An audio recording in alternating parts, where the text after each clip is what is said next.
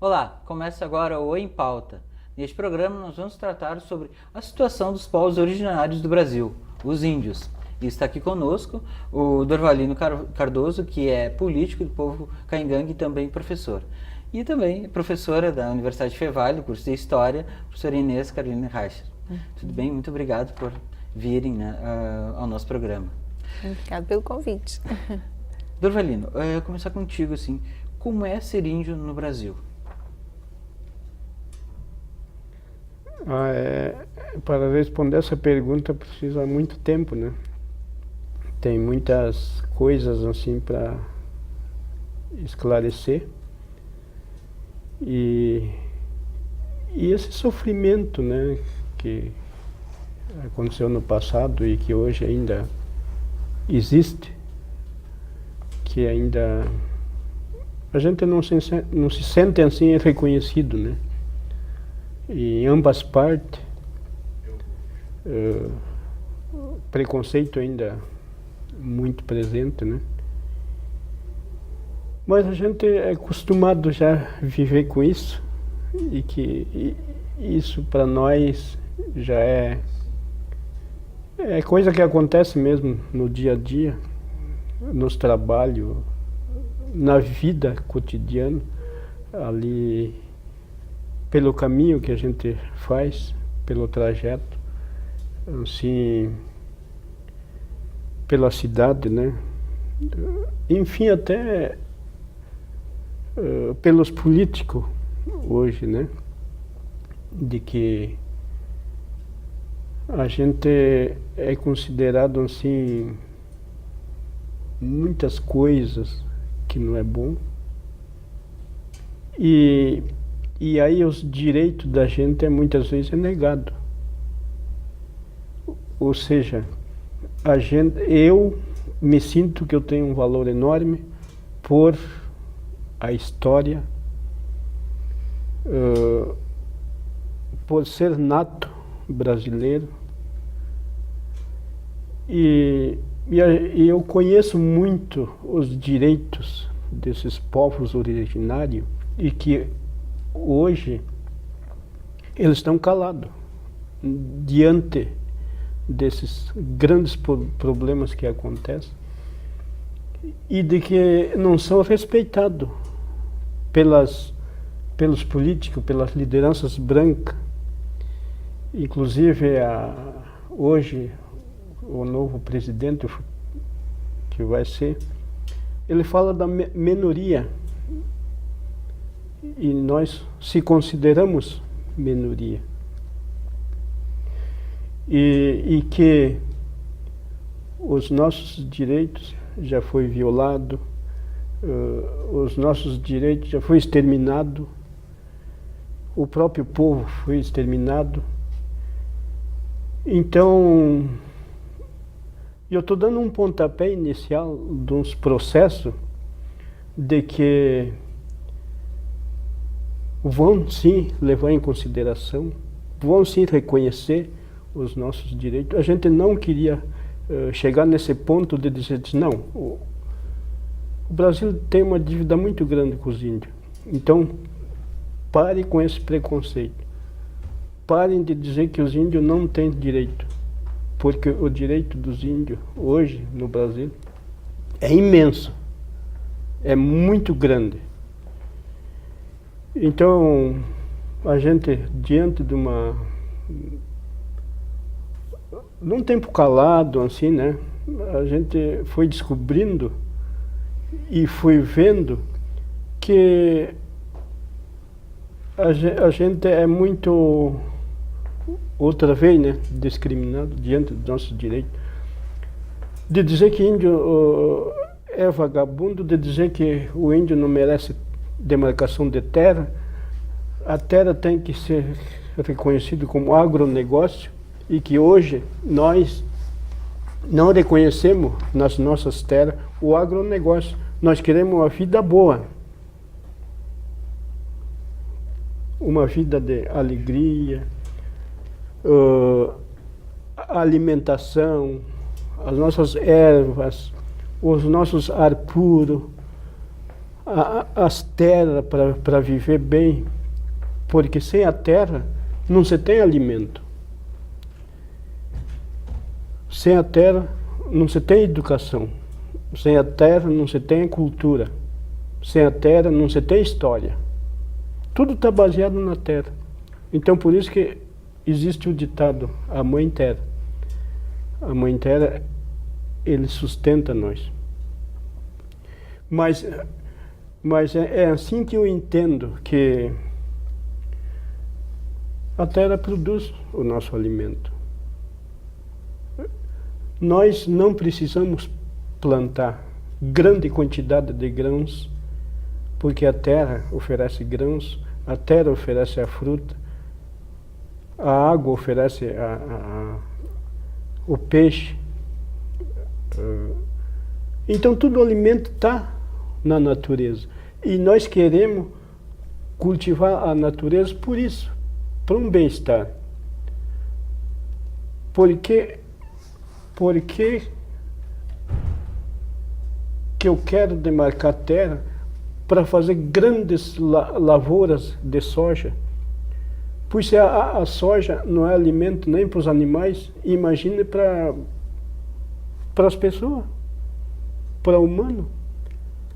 Então, se nós plantamos o básico, que dê para nós se alimentar. E esse valor do solo, ele vai se recuperando. Porque tudo que nasce da terra é um alimento para o ser vivo, para os animais. Eu não entendo essa separação da ciência. E eu sei, e eu interpreto que a natureza somos nós. Nós também somos natureza. Não é a natureza e o ser humano. É um conjunto de natureza que existe no planeta. E eu interpreto assim.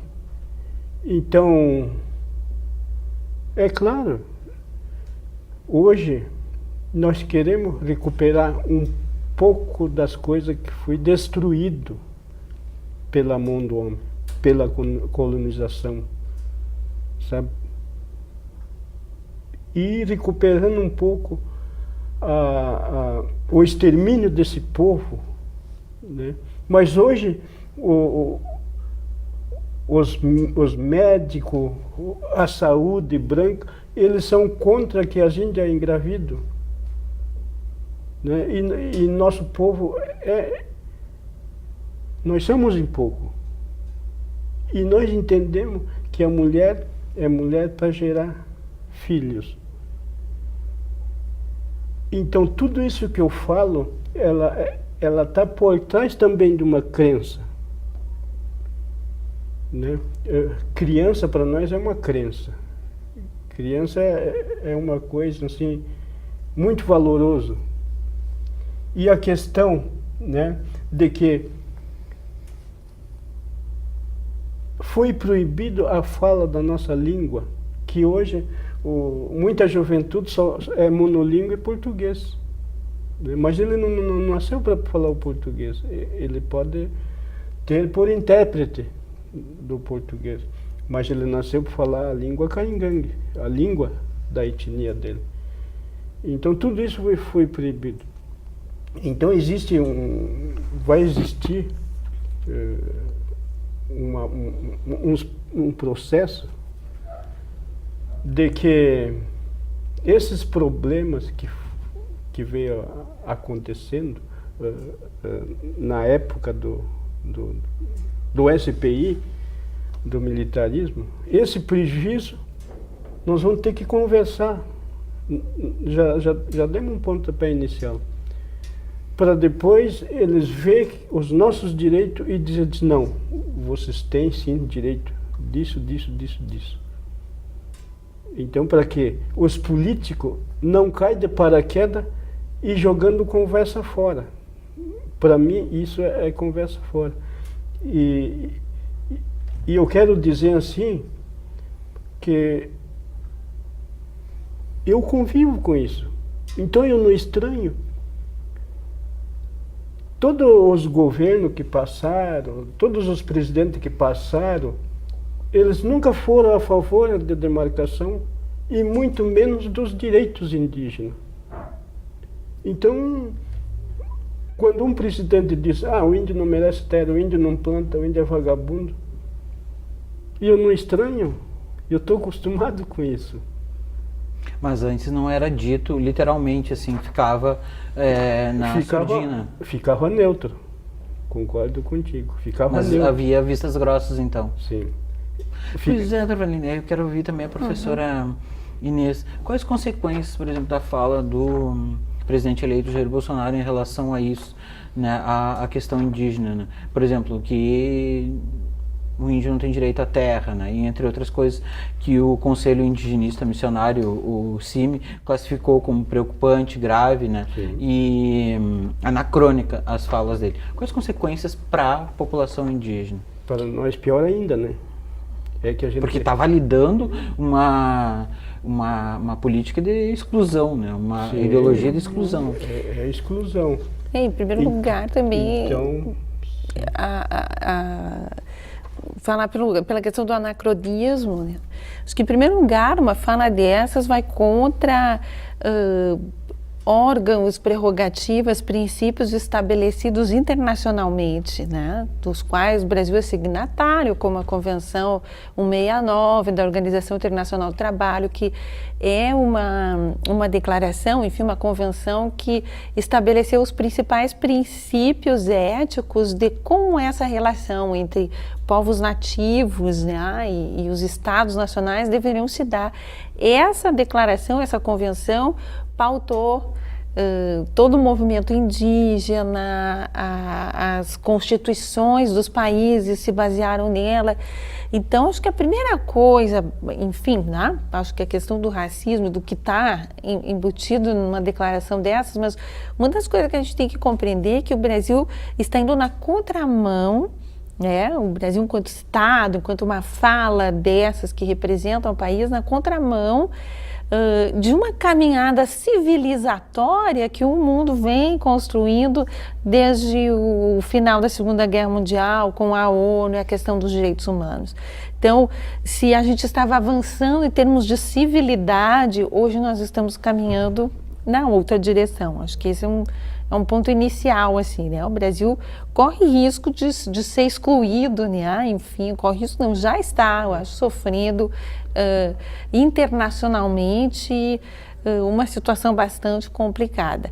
E em relação aos povos indígenas, eles têm se colocado, logicamente, numa posição de resistência, né, Dorvalina? Eu vejo assim que é maior do que um preconceito.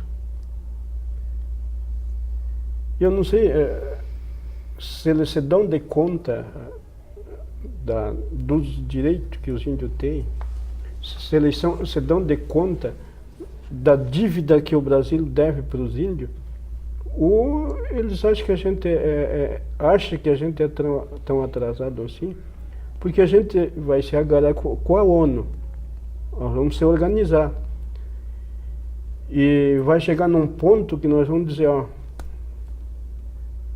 vamos então ver as dívidas, né?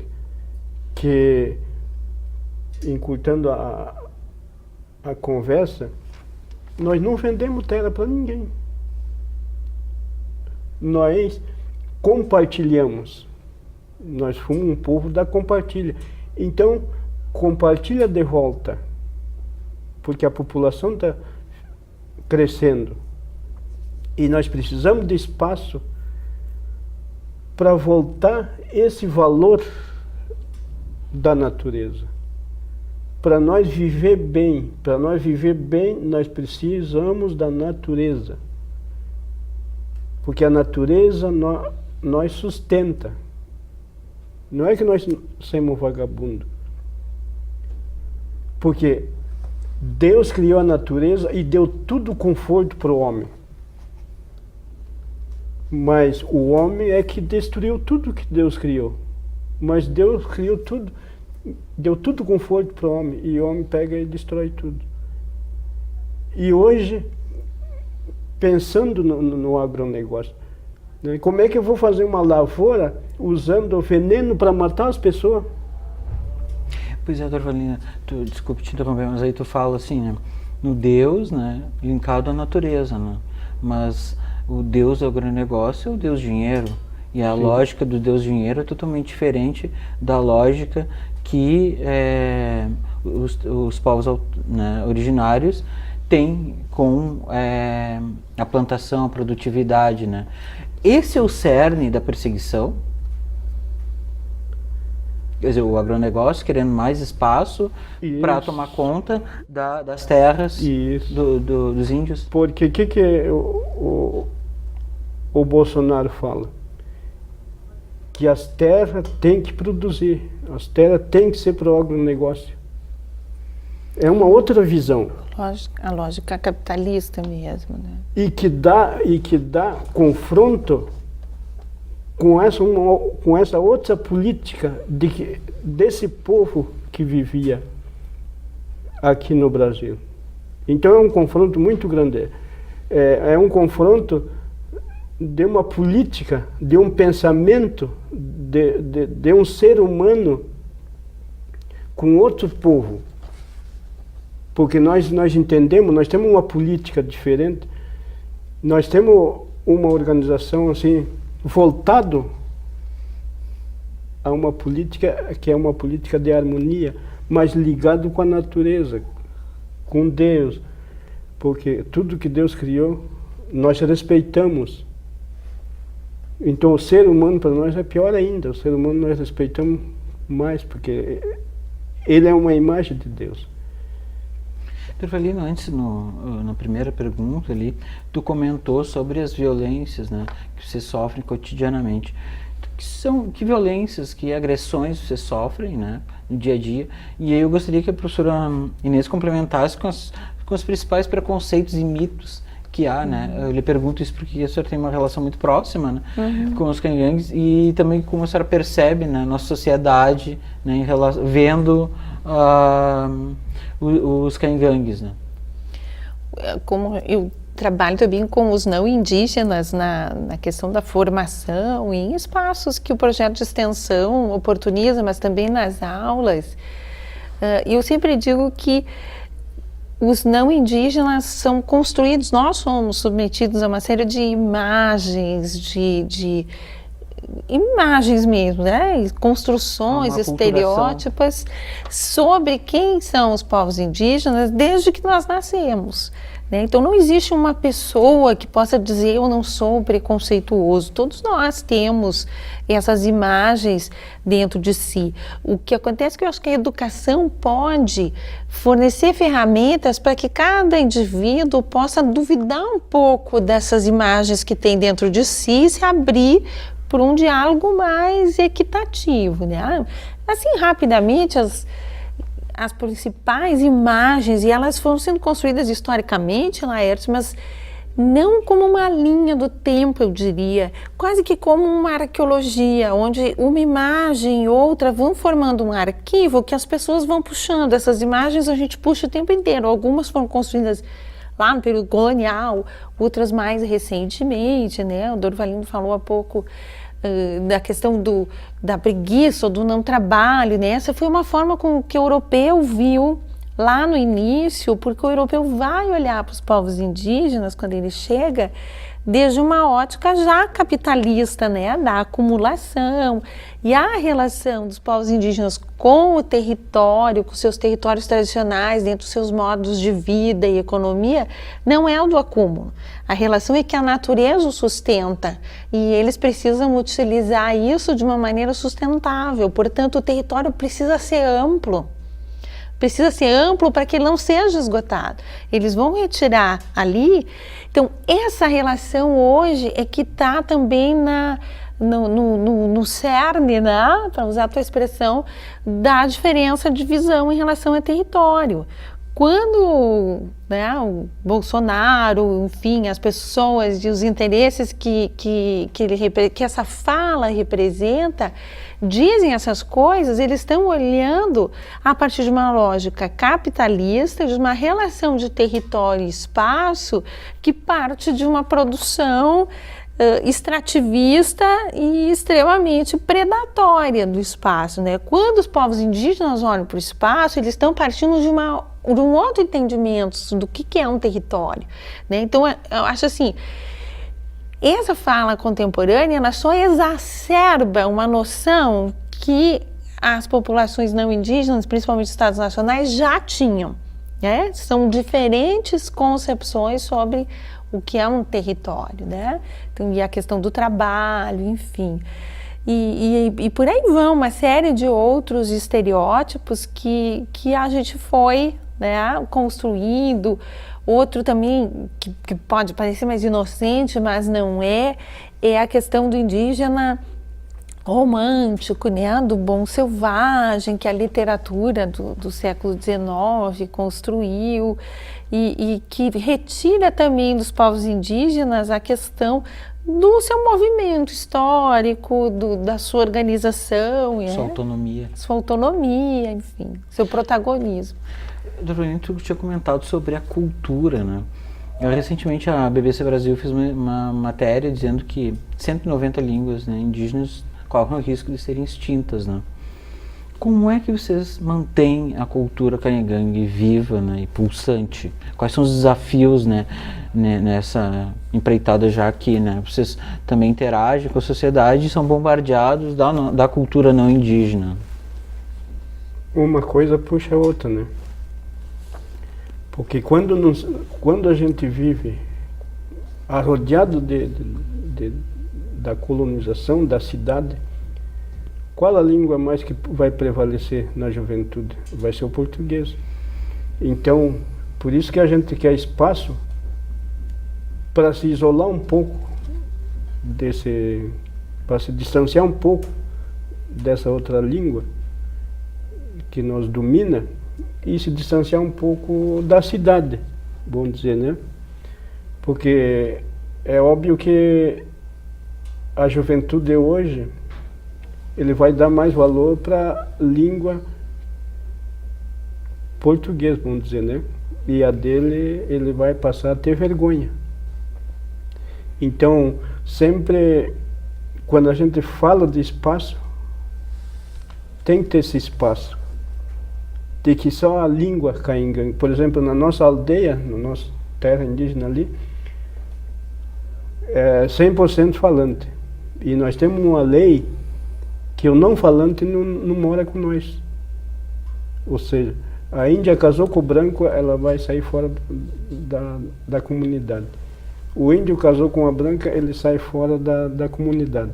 Então nós temos um critério para ir segurando essa barra, mas não é fácil, né? A juventude acaba vai acabando achando bonito falar o português e a língua dele ele vai deixando de lado. Então a gente trabalha muito o valor desse índio e o valor da língua e o valor da história. Então, quando Bolsonaro fala os índios têm que ser civilizados. Eu vou dar só um exemplo. Eu fui visitar os Anomami, lá no meio da Amazonas, no matão lá. Lá eles estão tranquilos, estão numa vida boa. É aquela vida que eu me apaixonei. E eles não estão isolados. É claro que eles estão isolados dos brancos. Lá, eles são civilizados. Porque a pessoa que domina uma cultura, tem uma organização, tem uma inteligência,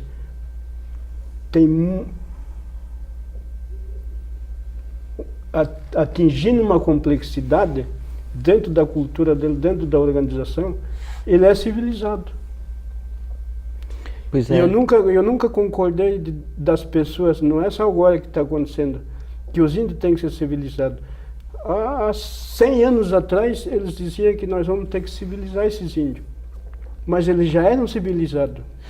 Mas quem matou essa civilização foi os brancos. Pois é, e aí a gente, cabe a pergunta, né, de qual civilização estamos falando? Né? Sim. E eu me encho de perguntas quando... E eu até nem gosto de falar público assim, das pessoas, né? Que eu gosto de falar na frente da pessoa, de dizer, não, mas você é isso, você acha inteligente em vez, não é.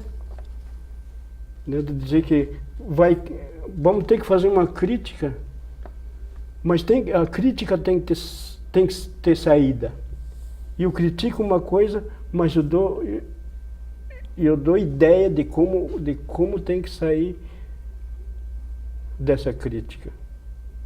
Né? Quando você fala de civilização, o que tem que atingir? Né? Então, eles pensam assim que tem que atingir uma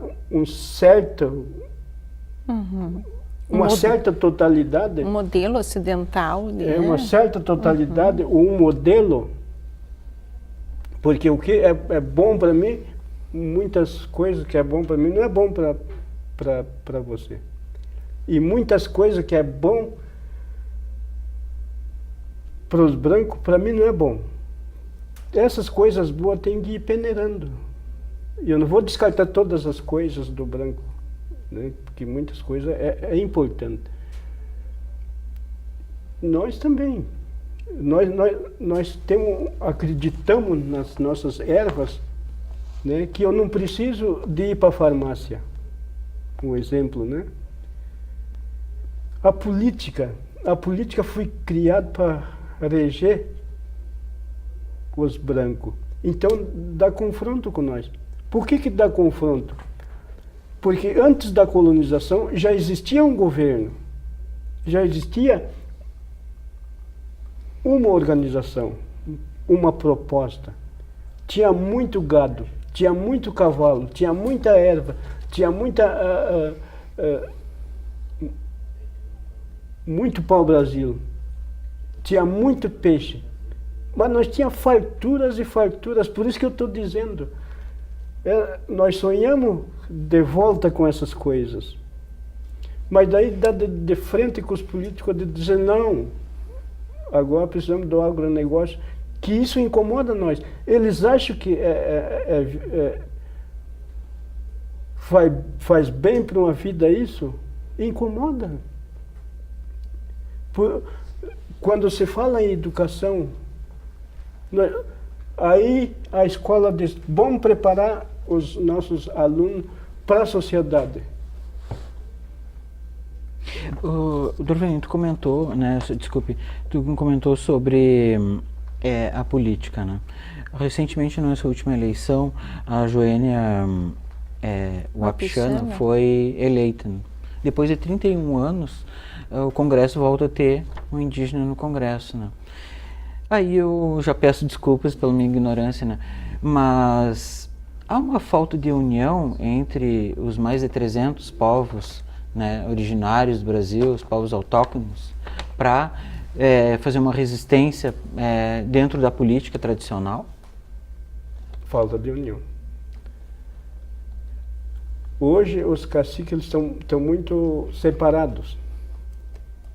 Por isso que é difícil, né, de dizer, não, hoje vamos falar da política de atendimento aos índios, que não existe política de atendimento aos índios.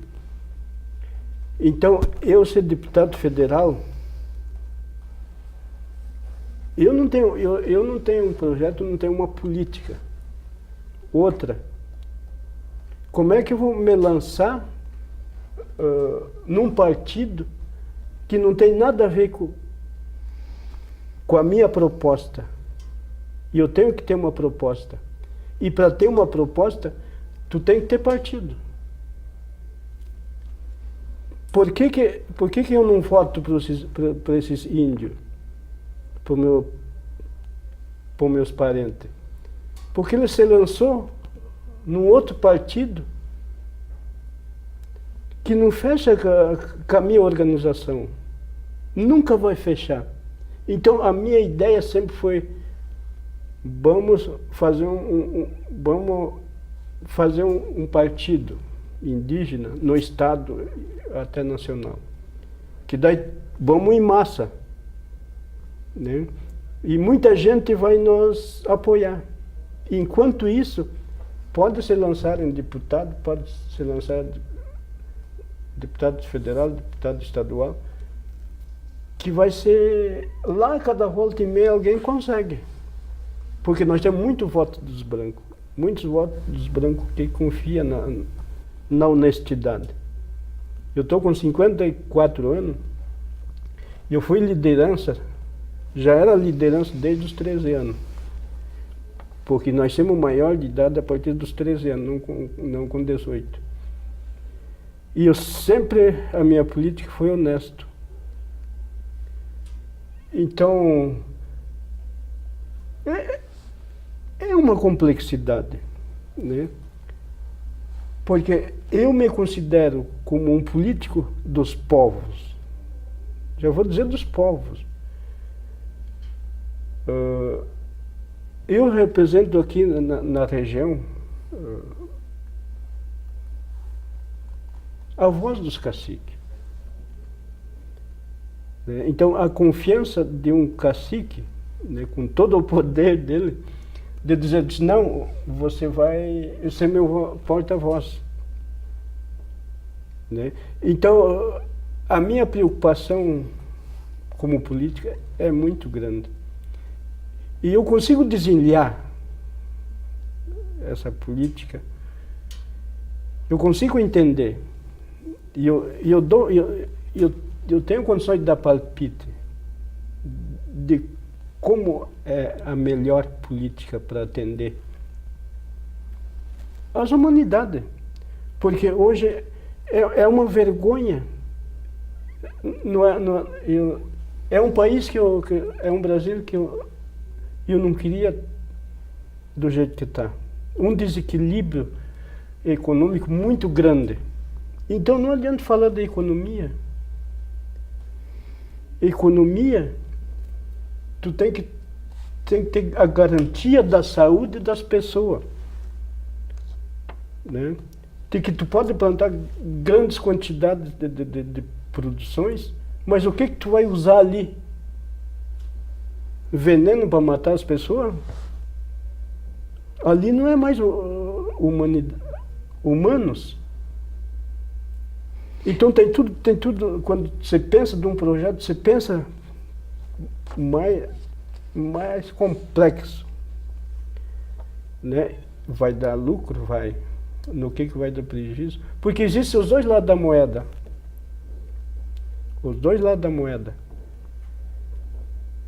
Hoje existe o tempo bom e o tempo ruim.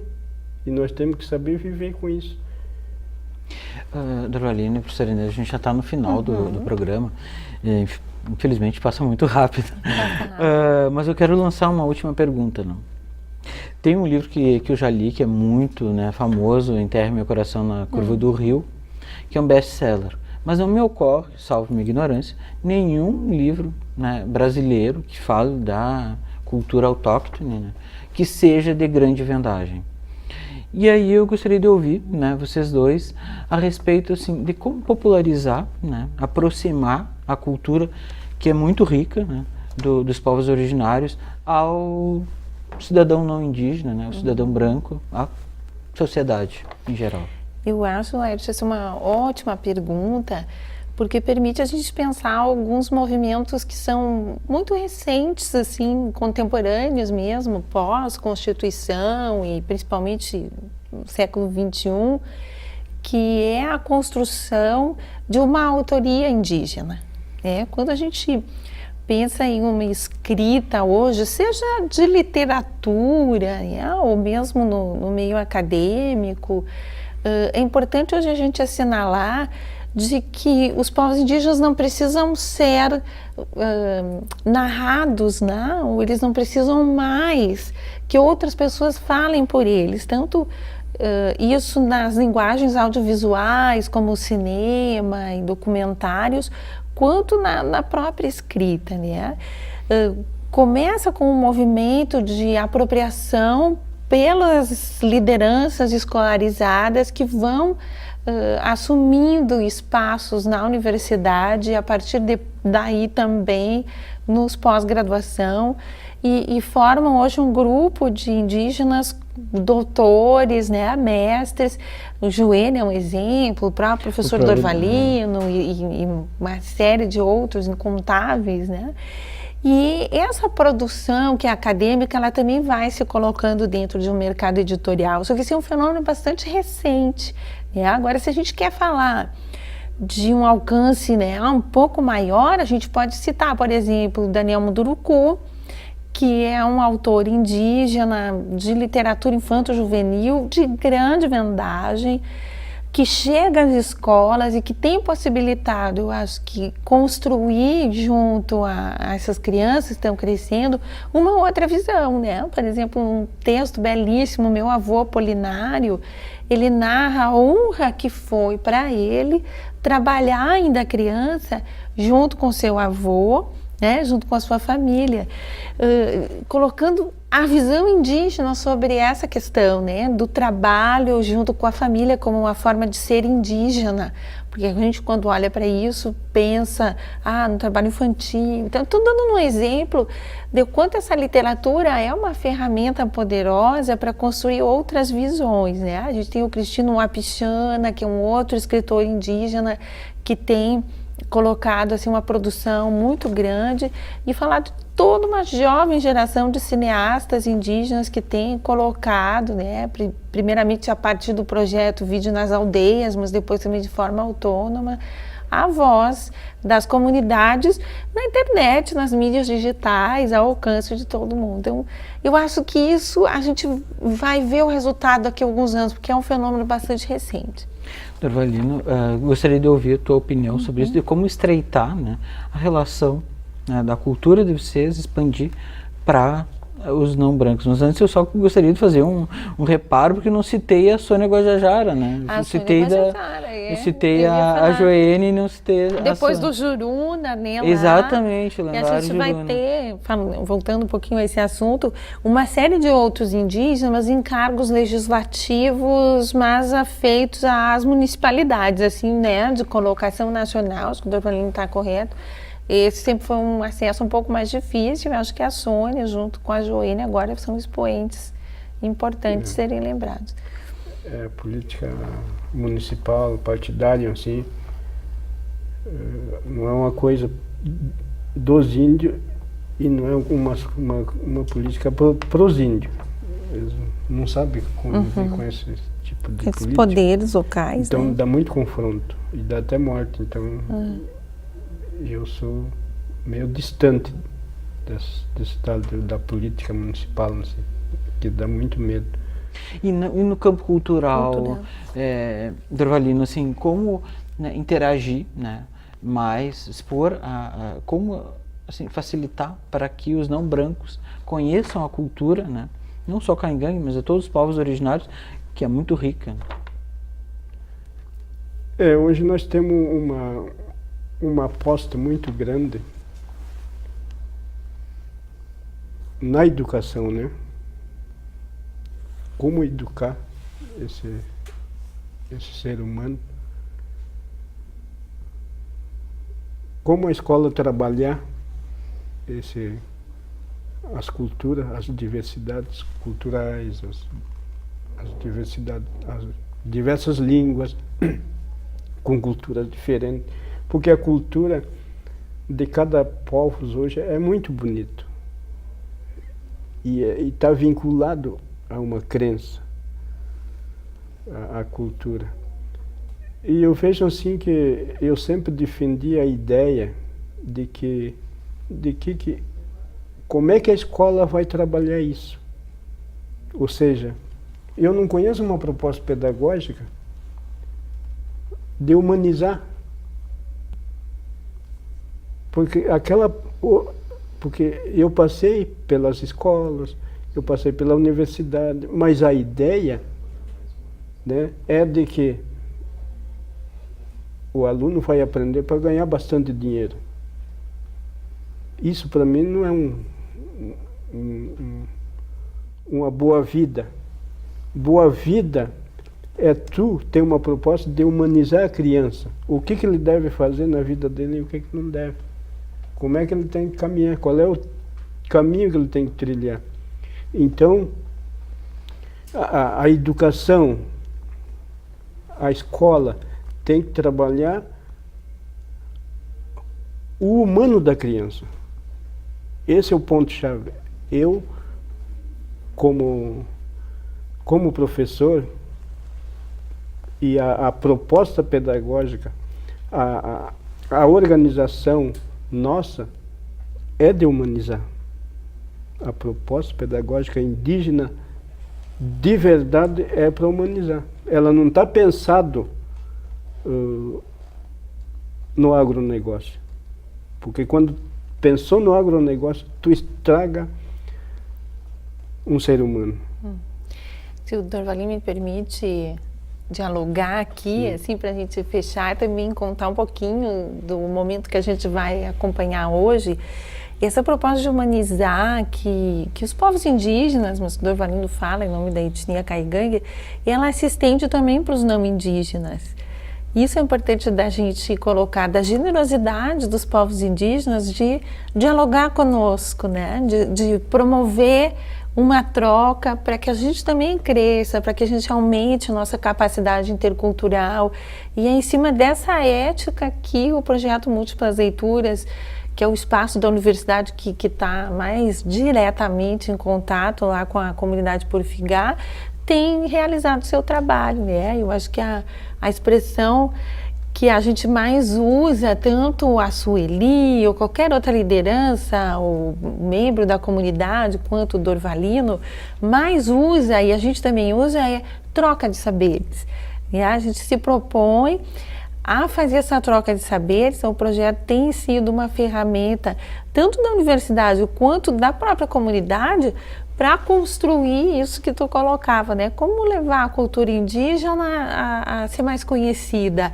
A gente aposta na educação, né? É um projeto de extensão, mas que é profundamente educativo e que promove a possibilidade do Dorvalino estar hoje, por exemplo, vindo assistir a uma aluna do curso de pedagogia que foi conhecer a escola indígena, que escreveu um trabalho que vai poder ser lido depois nas disciplinas do curso. Então é um trabalho, mas alcança uma série de pessoas, né? E o Dorvalino vem hoje para assistir a banca dela, para a gente, enfim, pensar que isso foi uma construção coletiva e um espaço de troca e de aprendizagem, né? Os povos indígenas se abrem para a gente. Do jeito que eu estou entendendo, é uma educação que concebe o homem, né? Como integrante da natureza, comunhão com a natureza e respeitando as outras culturas, e não aquele modelo de eficiência, eficácia e produtividade, quer dizer, totalmente fora do que nós temos no modelo capitalista. Exato, e com potencial, né? Os povos indígenas enxergam a criança com a potência humana que ela tem. Por isso o Dorvalino diz, diferente da gente dizer, é uma criança, né? Não pensa como uma criança. Os povos indígenas já enxergam naquela criança a potência do ser que está ali, né? E enxergam isso na gente também, por isso que eles apostam que a gente pode aprender com eles. Nós temos na criança o direito da criança, mas também o dever, né? É coisa que não está na lei ECA. Uhum. Eu quero só fazer a última falinha de dizer que eu não me alfabetizei na escola. Eu me alfabetizei fora do mundo da escrita. A minha aula foi de noite. A minha aula foi com os pajés, com os anciãos, com os mais velhos, com meus avós.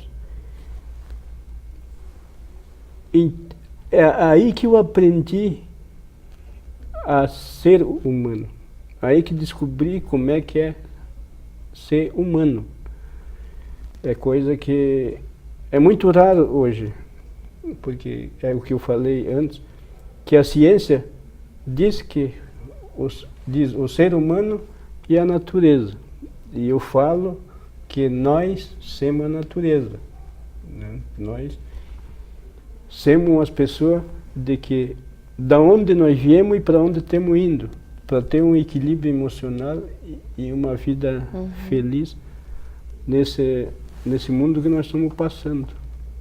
Então, eu sou pedagogo, mas faço mais o papel de filósofo. É verdade. Muito obrigado, professor Inês. Muito Obrigada, obrigado, Ervalino. O Fernanda. Fábio está lá desesperado. Termina o programa que já passou há muito tempo do nosso horário. Tá Mas bem. muito obrigado pela generosidade de vocês dois, para a Ok. gente Obrigada conversar pelo sobre a convite. cultura, né, Eu fico mais indígena. bem agradecido. Bom, Em Pauta fica por aqui. Estamos finalizando o ano. Até o próximo ano. Tchau. Abraço.